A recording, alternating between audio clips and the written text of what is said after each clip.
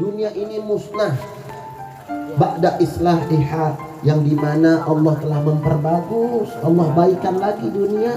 Wad'uhu, kata Allah, berdoalah kepada Allah subhanahu wa ta'ala khaufan wa tama'an, minta biar takut sama Allah. Kalau minta sama Allah tuh biar takut, Pak. Biar takut kita sama Allah, biar merintih sama Allah, nangis di hadapan Allah subhanahu wa ta'ala. Aulia salihin, banyak saya baca di kitab-kitab itu, aulia salihin antara hidung dan pipinya ada kayak jalur air, ya, ada jalur air. Air apa?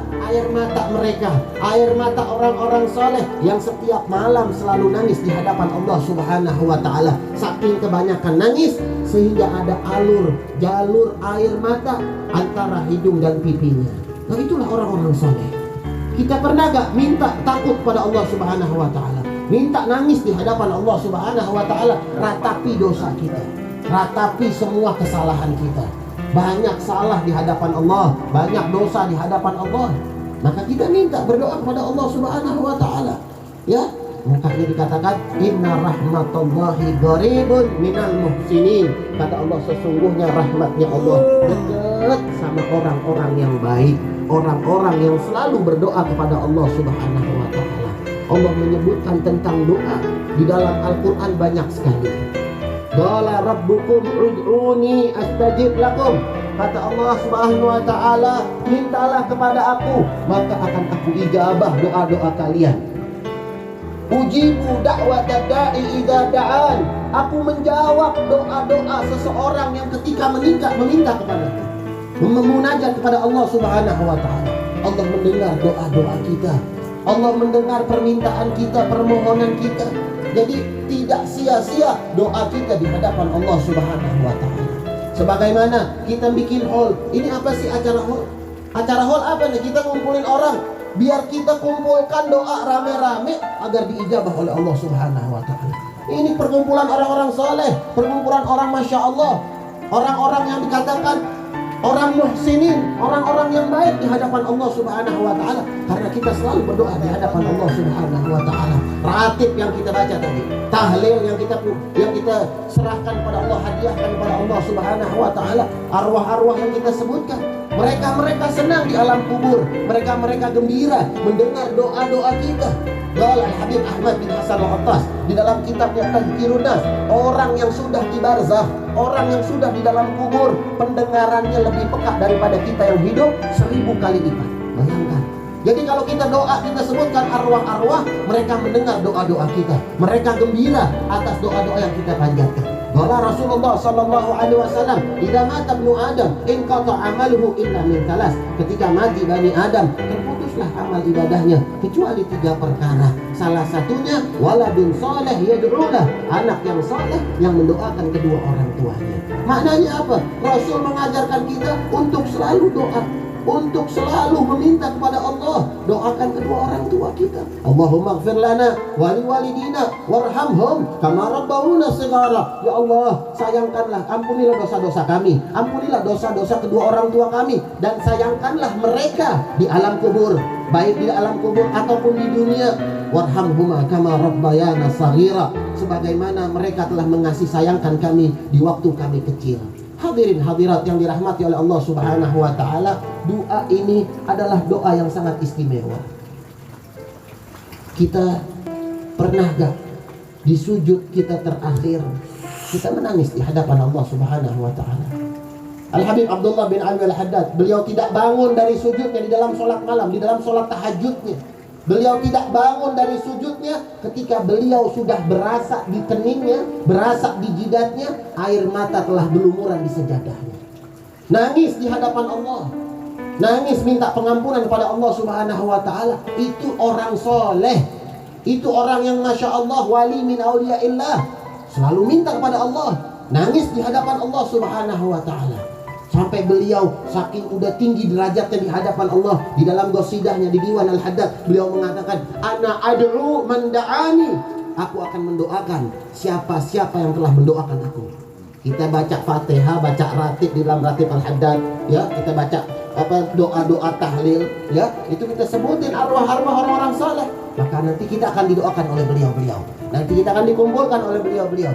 Ya, nah jadi hal-hal tersebut harus kita bayangkan, harus kita perhatikan. Allah Subhanahu wa taala mengatakan, "Fa idza salaka ibadi anni fa inni qarib." Ya, kata Allah Subhanahu wa taala, ketika ada hambaku menanyakan kepadaku ya tentang aku, fa inni qarib, maka sesungguhnya aku dekat sama dia. Jadi kedekatan kita sama Allah begitu dekat. Kita minta sama Allah Subhanahu wa taala. Jangan sampai kita nggak minta kepada Allah Subhanahu wa taala. Begitu banyak orang-orang soleh, ya. Allah bilang orang soleh baca Asmaul Husna. Nih kita punya Habib nih, Habib Nagib bin Syu'aib bin Ahmad bin Abdullah Al-Attas. Beliau punya Injil. Habib Ahmad bin Abdullah Al-Attas bin Hind, ya. Itu buka majlis taklim, namanya majlis taklim Asmaul Husna. Asmaul Husna ini doa yang pasti diijabah sama Allah. Nggak mungkin nggak diijabah. Kita kalau punya kitab ada Asmaul Husnanya, baca tiap hari. Itu kalau kita udah sebut namanya Allah, ya, itu akan dikabul sama Allah. Pasti katanya. Ya, walillahi asmaul husna fad'uhu biha. Kata Allah, dan ada tentang nama-namanya Allah. Untuk Allah nama-nama yang baik ada 99. Fad'uhu biha. Doalah kata Allah Subhanahu wa taala dengan nama-nama tersebut, maka insya Allah doa kita akan dijawab oleh Allah Subhanahu wa taala. Ini majlis taklim Asmaul Husna di Ben Hill, ya, itu orang-orangnya banyak. Masya Allah, doanya pasti dikabul oleh Allah Subhanahu wa taala. Punya hajat datang ke majlis tersebut dikabul sama Allah Subhanahu wa taala. Nah, kita pun diajarkan untuk selalu membaca Asmaul Husna. Jangan sampai kita nggak baca doa-doa tersebut, ya, doa-doa tersebut yang akan menyelamatkan kita. Sebagaimana tadi Ustaz Abdul Aziz doakan saudara-saudara kita yang ada di Palestina. Kita nggak bisa bawa senjata, kita nggak bisa perang, kita nggak bisa hijrah ke sono, kita nggak bisa jihad ke sono. Ya, apa kata Ba'dus Shalihin, sebagian orang soleh, ad-du'a silahul mu'min. Doa itu adalah senjatanya orang mukmin. Kalau kita nggak bisa bawa senjata, kita nggak bisa bawa AK-47, bawa bom, bawa apa, kita bawa doa kita di hadapan Allah Subhanahu wa taala. Doakan saudara-saudara kita. Al-muslim akhul muslim. Orang muslim itu adalah saudaranya orang muslim. Jangan pakai ada yang bilang Palestina bukan urusan kita. Ada yang bilang gitu. Dengar nggak begitu? Jangan ngurusin Palestina, kata urusin aja Indonesia katanya. Masya Allah, tabarakallah. Palestina disebutkan di dalam Al-Quran. Allah sebut Palestina. Masjidil Aqsa di mana adanya? Di Palestina. Masjidil Aqsa itu masjid yang lagi dibantai, ya. Itu Allah sebut dalam Al-Quran. Alhamdulillah orang Islam kuat di Masjidil Aqsa, ya, mempertahankan nyawanya, ya, jiwanya untuk Allah Subhanahu wa taala. Tidak capek, tidak lemah, tidak pernah berhenti berdoa di hadapan Allah Subhanahu wa taala untuk keselamatan Masjidil Aqsa. Allah sebutkan subhanalladzi asra bi 'abdihi lailan minal masjidil haram ilal masjidil aqsa. Ya, disebutkan Masjidil Aqsa di dalam Al-Qur'an. Jadi bukan urusan orang Indonesia lah, siapa yang urusan orang muslim. Saya bukan bilang urusan orang Indonesia, urusan orang muslim. Ini urusan kita, saudara kita yang sedang dibantai, saudara kita yang sedang dibombardir. Kita harus punya rasa iba, harus punya rasa sedih sebagaimana saudara kita. Nah, makanya kan kalau benar-benar ikhwah, ya, kalau benar-benar muslim saudara, ketika saudaranya dicubit dia ngerasa sakit. Tuh, itu dicubit loh, belum ditembak.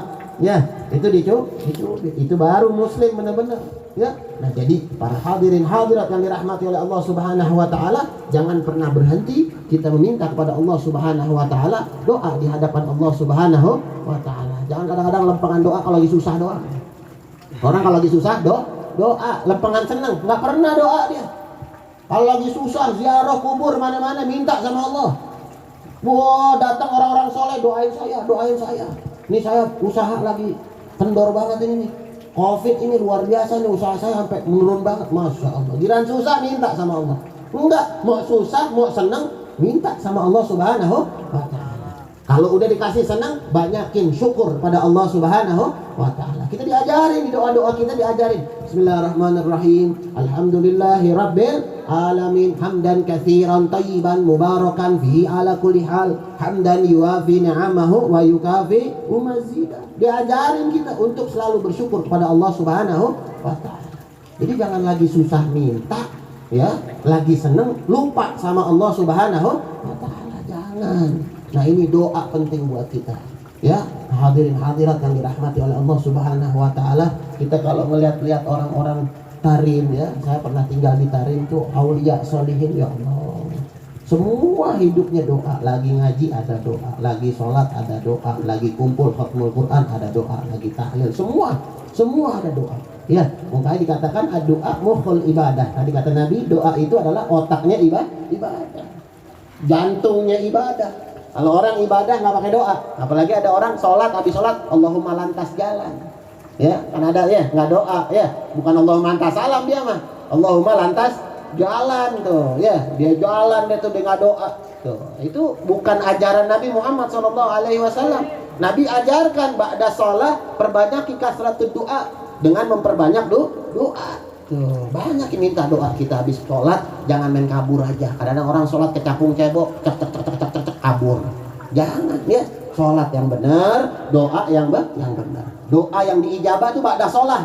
Ya, banyak saatul ijabah tuh banyak. Seperti ba'dal seperti di pertengahan Jumat tuh, antara khutbah pertama dan khutbah kedua. Ya, kita banyak tinggal ini, banyak yang pada diem aja ya. Ya, itu saatul ijabah tuh. Itu